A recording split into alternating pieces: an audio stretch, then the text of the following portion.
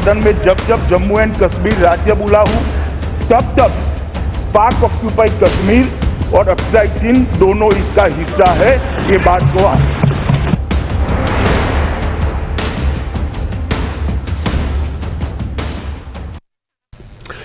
स्वागत है आपका न्यूज़ 18 जम्मू कश्मीर लद्दाख हिमाचल में। मैं हूं विशाल और आप देख रहे हैं JKLH प्राइम टाइम। क्या अब टाइम आ गया है? क्या अब वो समय आ चला है जिसके बारे में देश के गृह मंत्री ने और कई बार देश के रक्षा मंत्री ने भी ये एहसास कराया है देश के नागरिकों को कि POK अब बहुत दूर नहीं रह गया है। मतलब साफ है, आज इस विश्व शरणार्थी दिवस के मौके पर ऐसे तो दुनिया भर में जहां भी कहीं शरणार्थी हैं, चाहे वो युद्ध के कारण शरणार्थी बन गए या किसी और कारण से शरणार्थी बन गए, उन तमाम लोगों का आज दर्द छलका हुआ है तब जब उन्हें उनकी उम्मीदों के मुताबिक उनके साथ व्यवहार नहीं हो पा रहा हो। लेकिन आज हम खास तौर से बात कर रहे हैं कि आज इस विश्व शरणार्थी दिवस पर जो POK के शरणार्थी हैं उन्हें आज ये याद आ रहा है, उनको वो चाहते हैं कि हम गृह मंत्री को अपना वादा जो उन्होंने किया था उसको फिर से एक बार हम याद दिलाएं इस मौके पर। और वो चाहते हैं, वो आग्रह करते हैं केंद्र सरकार से कि जल्द से जल्द POK को वापसी का रास्ता जो है वो हमवार किया जाए, यानी POK को वापस लिया जाए।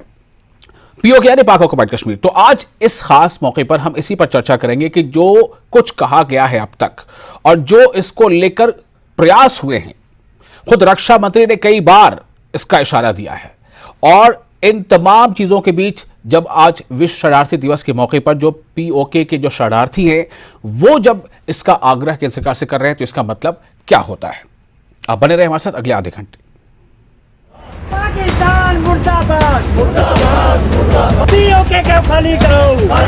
सदन में जब जब जम्मू एंड कश्मीर राज्य बोला हूं, तब तब पाक ऑक्यूपाइड कश्मीर और अक्साई चीन दोनों इसका हिस्सा है, ये बात को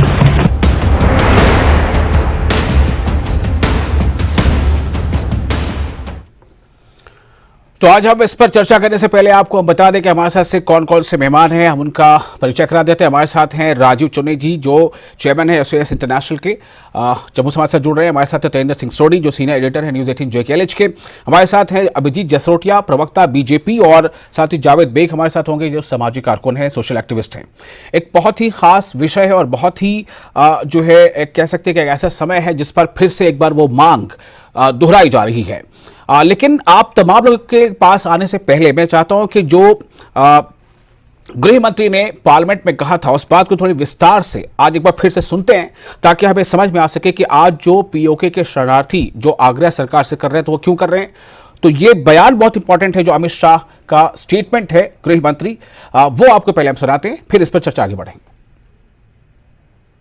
एग्रेसिव हूं कि जम्मू एंड कश्मीर के POK को आप भारत का हिस्सा नहीं मानते हो क्या? एग्रेसिव ना हो, जान दे देंगे इसके लिए। क्या बात कर रहे हो आप? एग्रेसिव होने की क्या बात कर रहे हो? जान दे देंगे इसके लिए। मैं ये बात रिकॉर्ड पर रखना चाहता हूं कि जब मैं सदन में जब जब जम्मू एंड कश्मीर राज्य बोला हूं, तब तब पाक ऑक्यूपाइड कश्मीर और अक्साई चीन दोनों इसका हिस्सा है, ये बात को और हमारे संविधान ने जम्मू कश्मीर की जो सीमाएं तय करी है और जम्मू कश्मीर के संविधान ने जम्मू कश्मीर की जो सीमाएं तय की है उसके अंदर पाक ऑक्यूपाइड कश्मीर और अक्साई चीन दोनों समाहित। ये बयान सुना और हमारे जो चौथे मेहमान वो भी हमारे साथ जुड़ चुके, जावेद बेग आपका बहुत स्वागत है। मैं सबसे पहले तेंद्र सिंह सोडी जी आपके पास आना चाहता हूं। मैं चाहूंगा कि ये जो आज जो POK के शरणार्थी हैं ये जो आज प्रदर्शन करते नजर आए और ये आग्रह करते नजर आए, दरअसल ये उस उम्मीद को एक बार फिर से उजागर कर रहा है, जाहिर कर रहा है जो उम्मीद तमाम देशवासियों के दिलों में है, जो उम्मीद गृह मंत्री के बयानों से छलकती है, जो उम्मीद देश के रक्षा मंत्री के कई बार के बयानों से छलकती है। ये पूरा वाकया इसको कैसे समझा जाए? देखिए विशाल, एक रेजोल्यूशन है जो भारतीय पार्लियामेंट ने पास की है जिसमें यह कहा गया है कि अगर पाकिस्तान के साथ कोई भी आउटस्टैंडिंग इशू है, वो इशू है कि POK जिसे पाकिस्तान ने 1947 में इलीगली कब्जा किया हुआ है। देखिए जो उस वक्त के महाराजा थे, महाराजा हरि सिंह, उन्होंने जो इंस्ट्रूमेंट ऑफ एसेशन साइन किया था वो भारत के साथ साइन किया था, यूनियन ऑफ इंडिया के साथ। उस वक्त जितना जो जम्मू कश्मीर था जो पाकिस्तान ने कब्जा किया हुआ है, जिसमें गिलगित, बल्तिस्तान, मुजफ्फराबाद, ये सारे इलाके जो थे उस वक्त के जम्मू कश्मीर का हिस्सा थे, लेकिन पाकिस्तान ने धोखे से, क्योंकि महाराजा ने तो स्टैंड स्टिल एग्रीमेंट साइन किया था, लेकिन पाकिस्तान वो मुल्क था जिसने वो स्टैंड स्टिल एग्रीमेंट को वायलेट किया और अपनी जो Pakistan army in the garb of tribals के जरिए, देखिए ये this is part of history, तो इन्वेजन किया, जिसके बाद महाराजा ने इंस्ट्रूमेंट ऑफ एक्सेशन साइन किया और जो पूरा जम्मू कश्मीर था वो भारत के सुपुर्द सौंप दिया।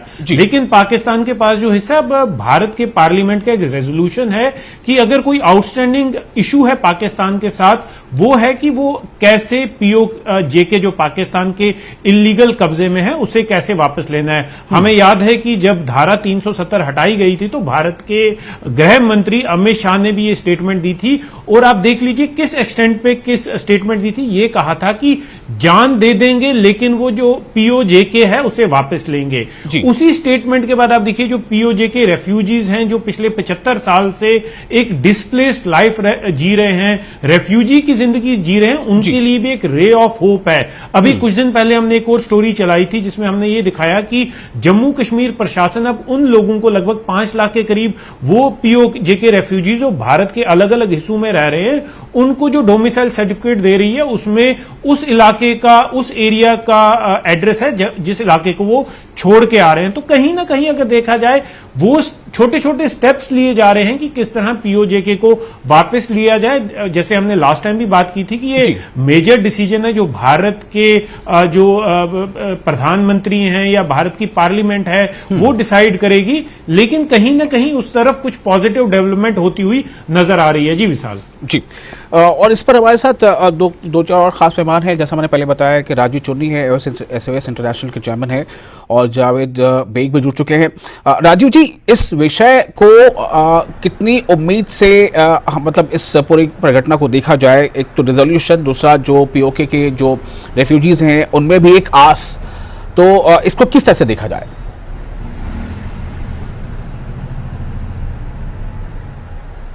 देखें, इस मुद्दे में मेरी एक निजी आस्था जुड़ी है, मेरा दिल जुड़ा है, क्योंकि जिन इलाकों से हमें खदेड़ा गया था, हमें मार के भगाया गया, डराया गया और मजबूर किया गया कि वो लोग निकल जाएं, और जो बच गए उनका धर्म परिवर्तन कर दिया गया।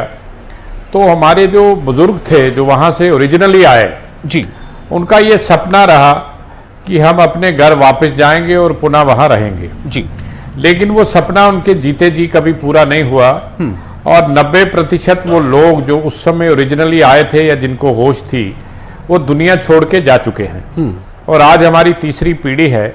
तो आज अगर हमें इस तरीके से डोमिसाइल मिलते हैं जिसका पता उस जगह का हो जहाँ से ओरिजिनली मेरे परिवार, मेरे बाप दादा वहाँ से आए हों, ये मेरे लिए बड़े हर्ष की बात है।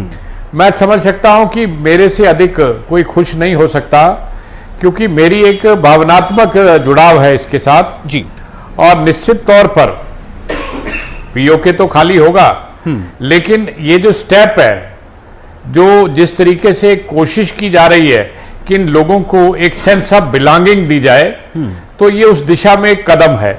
और मैं समझता हूं कि ये पाकिस्तान के लिए भी एक चेतावनी है कि अब भारत जो है वो आहिस्ता आहिस्ता ही सही, लेकिन वो आगे बढ़ रहा है उस दिशा की ओर जो 1994 का रेजोल्यूशन था कि इलाका हिंदुस्तान का है और उसे हम खाली कराएंगे। निश्चित तौर पर ये संदेश जो है इसमें से निकल कर जा रहा है। जी विशाल जी, चलिए, ये एक आपने बहुत अच्छी बात बताई कि जो स्टेप बाय स्टेप अगर देखा जाए तो उस रास्ते पर कदम लगातार आगे बढ़ते जा रहे हैं, जैसे डोमिसाइल का आपने जिक्र किया। और लेकिन सवाल यह है कि जो संदेश दिया जाना है, क्या वो संदेश दिए जाने का वक्त आ चुका है जो पड़ोसी को देना है, पड़ोसी देश को देना है, पाकिस्तान को देना है, और क्या वो संदेश जो है बिल्कुल मजबूती के साथ अब दिया जाना है? ये बहुत अहम है। इस पर बात करेंगे हमारे साथ अभिजीत जसरोटिया है, प्रवक्ता बीजेपी के। अभिजीत जी, हर साल ये तारीख तो आती रहेगी 20 जून की, लेकिन जो उम्मीद लगा रखी है पीओके के शरणार्थियों ने और देश के लोगों ने भी कि पीओके हमारा है, हम उस पर कब उसे अपने साथ वापस मिला लेंगे, कितना समय लग सकता है इसमें? और मतलब क्या वो समय होगा, क्या वो राजनीतिक हालात होंगे जब हम ये समझ सकते हैं कि बिल्कुल बस अब कुछ ही वक्त रह गया? देखिए, ऐसा है, इसमें मैं अगर आपको एक बात को पूरी तरह से अगर मैं समझा पाऊं शायद इस बात को, मुझे लगता है कि इंटेंशन तो इंटेंसिटी हर एक चीज में मैटर करती है। आपकी इंटेंशंस कैसी और इंटेंसिटी कैसी है।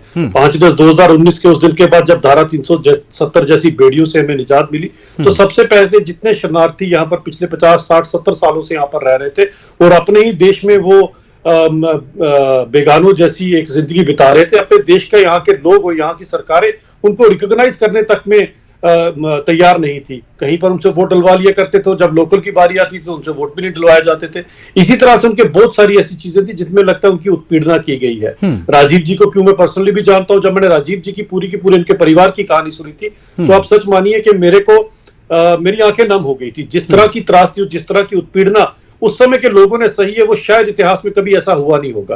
और कहीं ना कहीं चलते जो एक चीज जिसे हम कहते हैं कि लम्हों ने खता की और सदियों ने सजा पाई, ये सजा इन लोगों ने पाई है, क्योंकि इसके अंदर उस समय की जो सरकारें थी, उस समय का जो ऐसा सिस्टम था कि आप खुद सोचिए, मीरपुर का एक टाउन था जो बड़ा डेवलप टाउन था, और मीरपुर के टाउन को जब छुड़वाने के लिए हमारी भारत की फौजें आगे गई तो केवल 10 मील की दूरी पर वो फौजें रोक दी गई नेहरू जी द्वारा, शेख अब्दुल्ला के कहने पर, क्योंकि नॉन कश्मीरी स्पीकिंग एरिया था। और वो पूरे का पूरा जो टाउन था मीरपुर का, जिसमें हिंदू सिख मुस्लिम रहते थे और ज्यादा पॉपुलेशन हिंदुओं की थी और सिखों की थी, पूरे का पूरा टाउन काट दिया गया पाकिस्तान के द्वारा और कवालियों के द्वारा। और वहां पर अभी भी जो बात मुझे राजीव जी ने सुनाई थी कि 100 बच्चियों ने अपने गले में फंदा बांधकर और कुएं के अंदर छलांग लगा दी। और सोचिए कितने असमर्थ रहे होंगे हमारे सैनिक, उनको अनुमति नहीं दी। मेरा सवाल थोड़ा सा इस तरह से अभिजीत जी, मेरा सवाल थोड़ा ये है कि इतिहास तो है हमारे पास, लेकिन हमें इस इतिहास को लेकर के आगे भविष्य क्या दिख रहा है?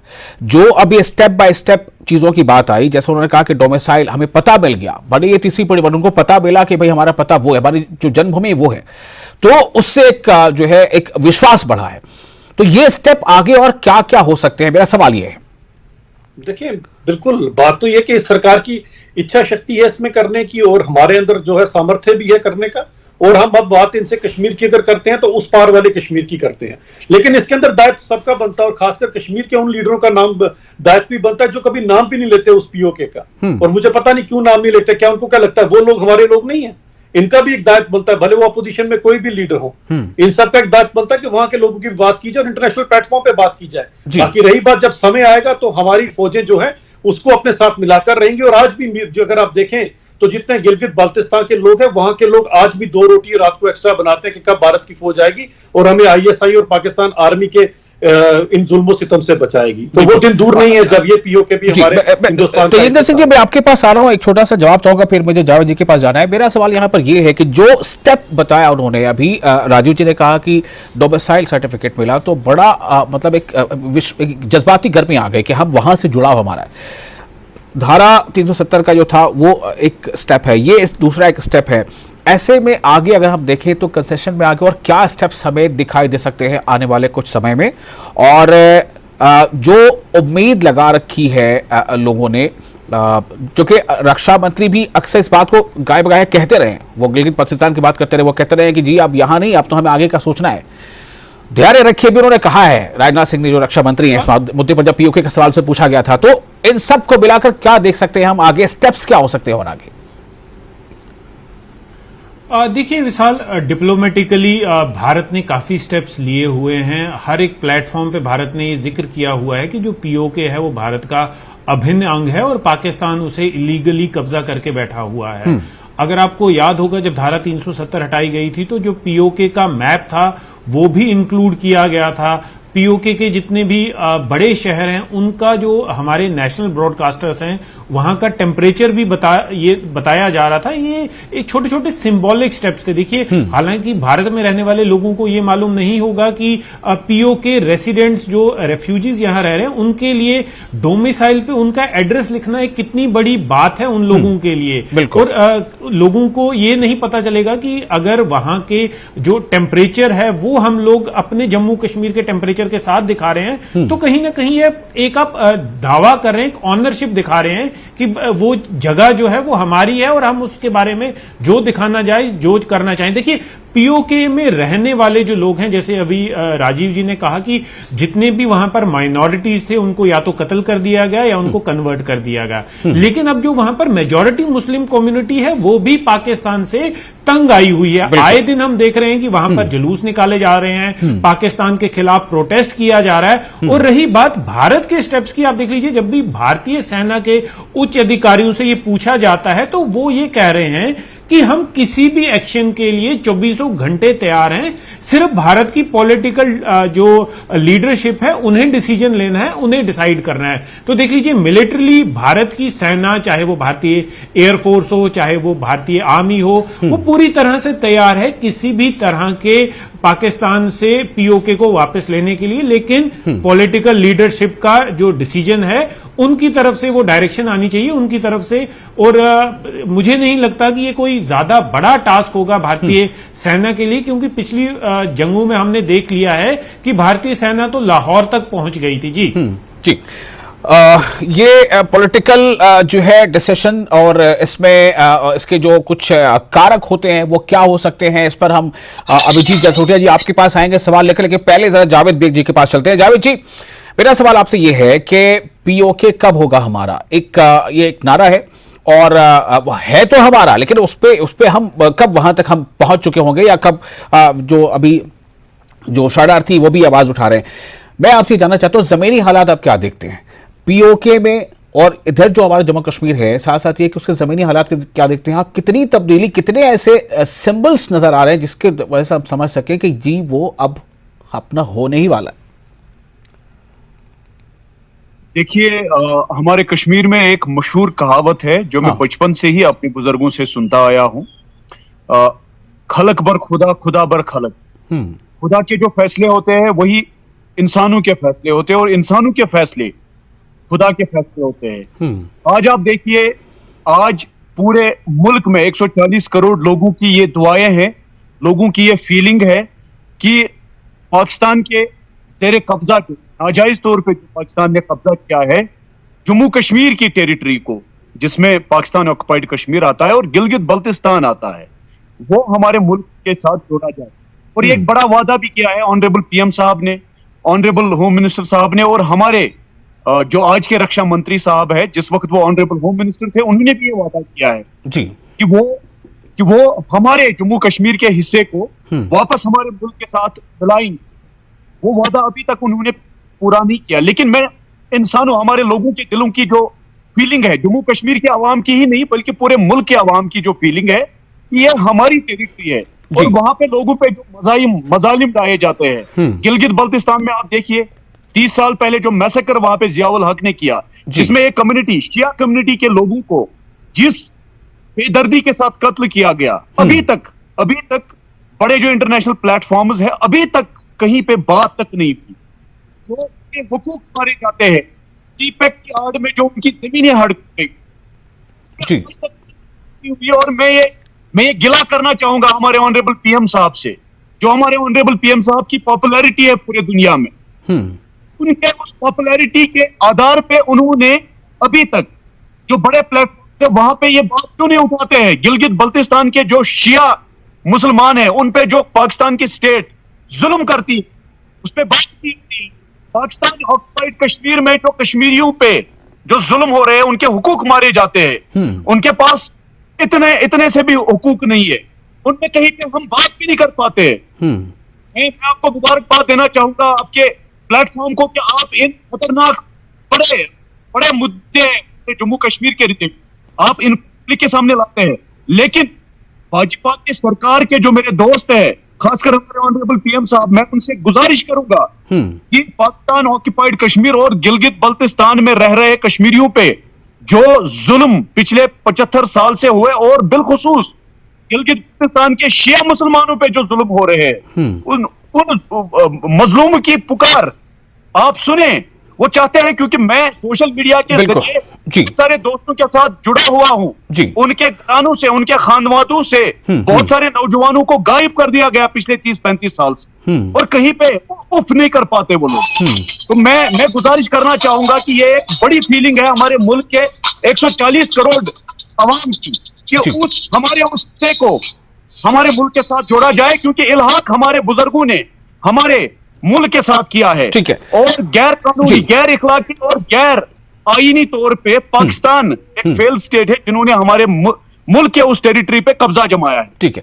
इसमें मुझे आप बताइए, अभी हमारे 4 दोस्त पैनलिस्ट है, कहीं पे भी एक लफ्ज का भी कहीं पे कंट्रास्ट नहीं हो रहा है। हम सारे इसमें इत्तेफाक राय रखकर ठीक है आपसे ये गुजारिश करते हैं।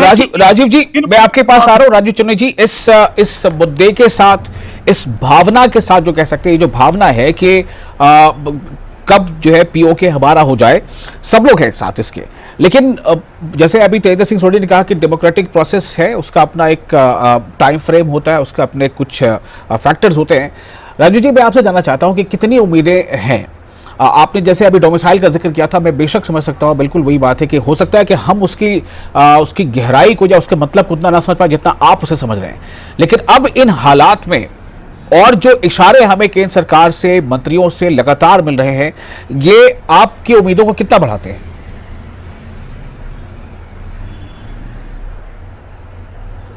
देखिए विशाल जी, पहले तो मैं ये कहना चाहूंगा कि अगर हमारा ये सोचना है कि वो इलाका हमारा है और हम उसको खाली कराएंगे, इसके लिए कोई भी वक्त जो है वो अच्छा या बुरा नहीं है, इसको कभी भी किया जा सकता है। मुझे याद है कि पाक अधिकृत जम्मू कश्मीर पाकिस्तान के कब्जे में जाने के बाद वहां जितने बदलाव हुए, वहां पर डैम बनाए गए, हमारी जो प्रॉपर्टीज हैं हिंदू और सिखों की जो वहां पड़ी हैं, उसको पाकिस्तान ने बर्बाद किया, हमसे पूछे बिना किया, लेकिन तब की सरकार उन्हें रोक नहीं पाई। इससे नीयत का पता चलता है। दूसरी बात, 1971 में जब 90,000 के करीब पाकिस्तान के फौजी हमारी कैद में थे, एक बड़ा आसान सा एक उस समय था कि हम पाकिस्तान को कहते कि इनको तब छोड़ा जाएगा अगर आप पाक अधिकृत कश्मीर को छोड़ते हैं, उस पर अपना नाजायज कब्जा हटाते हैं। तो मैं समझता हूं कि 90,000 फौजी कम नहीं होता, पाकिस्तान मान जाता। मैं नीयत की बात कर रहा हूं।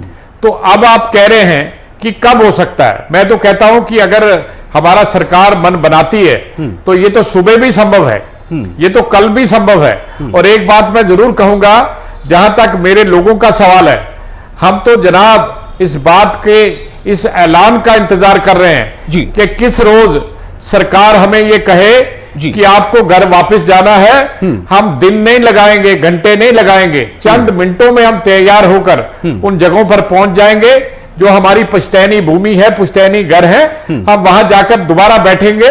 और मैं समझता हूं कि जो सपना मेरे बुजुर्गों ने देखा था कि हमारी आखिरी सांस उस जगह पर निकले जहां हम पैदा हुए हैं, बड़े हुए हैं, पले हैं, लेकिन उनको वो नसीब नहीं हुआ।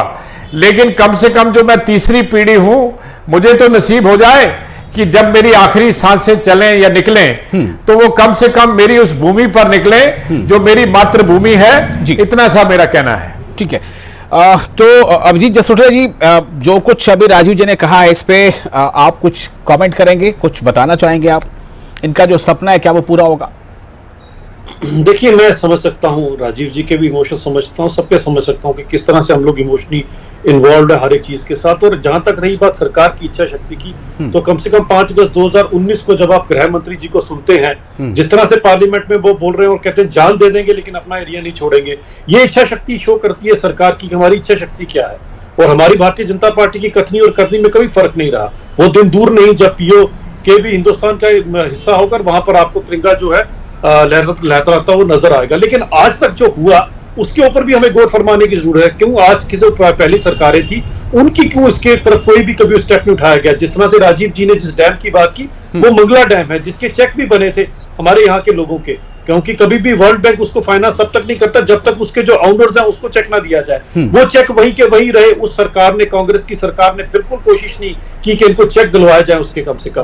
और तो और उस समय इंदिरा जी ने उस समय भुट्टो जी को यहाँ से मुबारक दी मंगला डैम बनाने की, लेकिन अपने अभिजीत जी आज हमारा थीम है पीओके का सपना कब होगा अपना, थोड़ा इस तरफ। जी बिल्कुल, मैं उसी के ऊपर आ रहा हूँ, मैं उसी के ऊपर आ रहा हूँ। देखिए इसके अंदर ऐसा है कि इस समय एक हमारे पास मजबूत सरकार भी है और इच्छा शक्ति भी है। मुझे लगता है बहुत जल्दी ये चीज आपको वो दिन दूर नहीं है जब पीओके भी जो है वो हिंदुस्तान का हिस्सा होगा। जी तेंद्र जी, फाइनल नोट आपकी तरफ से।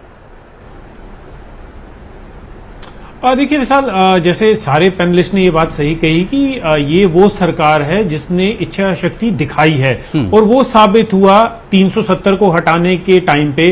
पूरे देश ने देखा कि किस तरह से गवर्नमेंट ने जो रिजॉल्व किया था कि 370 जो जम्मू कश्मीर को बाकी देश से एक अलग कर रहा है, डिस्क्रिमिनेशन का जो सूत्रधार था उसे हटा दिया है। कहीं ना कहीं उस दिन जो स्टेटमेंट दी गई थी कि जान दे देंगे लेकिन पीओके वापस लेकर रहेंगे, तो कहीं ना कहीं ये जिस तरह के छोटे छोटे स्टेप्स अभी लिए जा रहे हैं, कहीं ना कहीं ये लग रहा है कि एक उस बड़े स्टेप की तरफ एक छोटे कदम लिए जा रहे हैं कि जैसे हम देख रहे हैं कि जब एक बड़ी जंप ली जाती है उससे पहले छोटे छोटे कदम लिए जाते हैं। तो ये जो पीओके को वापस लेना, एक बड़ी जंप से पहले जो छोटे छोटे कदम लिए जा रहे हैं, तो कहीं ना कहीं नरेंद्र मोदी गवर्नमेंट जो है उनका एक रिजॉल्व है और कहीं ना कहीं पीओके जो है वो आने वाले दिनों में जल्दी ही भारत का फिर से एक अभिन्न अंग जो है वो वापस बन जाएगा। जी चलिए, बहुत बहुत शुक्रिया आप तमाम पैनलिस्ट का इस खास विषय पर अपनी बात रखने के लिए। और इसी के साथ मुझे इजाजत,